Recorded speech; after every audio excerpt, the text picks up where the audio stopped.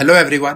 कभी सोचा है दो कंपनीज सेम प्रॉफिट कमा सकती है लेकिन एक स्टॉक 10 टाइम्स हो जाता है और दूसरा स्टॉक सालों तक कुछ नहीं करता है? ऐसा क्यों?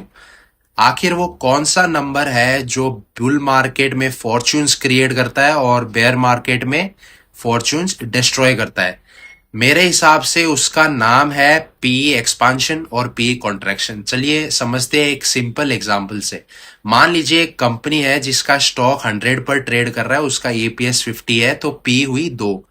अब मान लीजिए कंपनी ग्रो करती है, ईपीएस 50 से बढ़कर 70 हो जाता है, यहां तक सब नॉर्मल है। लेकिन अब मार्केट का सेंटीमेंट बदल जाता है, इन्वेस्टर्स को लगने लगता है कि कंपनी का फ्यूचर बहुत ब्राइट है, अब इस कंपनी को पी 2 नहीं देंगे, 10 दे देंगे। अब क्या होगा? ईपीएस 70, पी इंटू पी 10 है और 70 इंटू 10 700। तो ध्यान दीजिए, कंपनी का प्रॉफिट 50 से 70 गया लेकिन स्टॉक 100 से 700 हो गया, राइट? और पी एक्सपांशन का खेल ही यही है।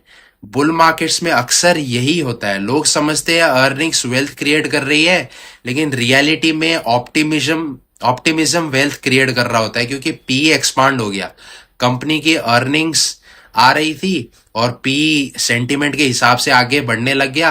वैसे ही सिमिलर एग्जांपल बेयर मार्केट में, मान लो पी 10 से 5 हो गया, ईपीएस मान लो उधर का उधर ही रहा, या फिर पी भी 5 से 3 आ गया, ऐसा कुछ हो गया, तो पी भी कॉन्ट्रैक्ट हो गया, ईपीएस भी कॉन्ट्रैक्ट हो गया। जब दोनों कॉन्ट्रैक्ट हो जाते हैं तब एक डिस्ट्रॉयर ऑफ वेल्थ होता है मार्केट में। और सिमिलरली बुल मार्केट में भी वैसा ही होता है। जैसे मान लो 50 से 70 तक था अपनी अर्निंग्स, 1.4 टाइम्स बढ़ी अर्निंग्स, और पीई ऑलमोस्ट 2 से लेके 10 तक गई, विच इज 5 टाइम्स। तो 5 इंटू 1.4 कितनी हुई? 7 टाइम्स, जो कि अपना जो शेयर प्राइस था वो 100 से लेके 700 तक गया। तो अर्निंग्स, जब आप कोई भी कंपनी देखते हो तो एक ऐसी कंपनी देखो जो स्मॉल हो, पी सिंपल में ट्रेड कर रहा हो और उसकी पी छोटे लेवल पे ट्रेड कर रहा हो और ईपीएस भी आ, काफी ठीक ठाक हो या फिर बढ़ता रहे, तभी आप एक मल्टी बैगर या फिर एक अच्छा वेल्थ क्रिएट कर सकते हो मार्केट में। Thank you.